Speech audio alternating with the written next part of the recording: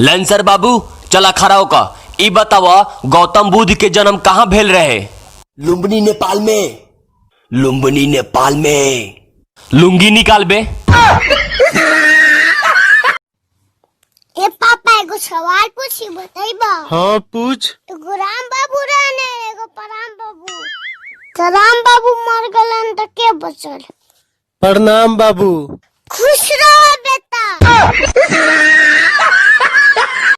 काहे परेशान बारे रे? अरे देख ना एगो मुर्गा पोसले रही ओकरा चौकी में दाब के रखत नहीं तो उ रहते नहीं छे। कबो छत पे भाग जाता कबो खेत में भाग जाता।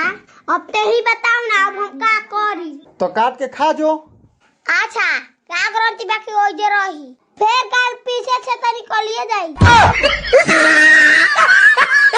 ये कौन है? कोई लेंसर है। क्या बेटा तेरे को बॉल नहीं दिखा क्या? मार मार स्टेट मार स्टेट। कहाँ से आ जाते हैं? कोई बिहारी है ये।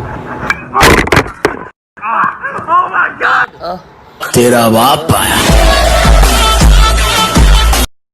देख हुआ तनु बड़ी लम्बा लम्बा फेंकेला। आवे तू सरवा के हम देख लेता नहीं। जाना तारा सो दादा हमारे को पलानी बनइले बारन।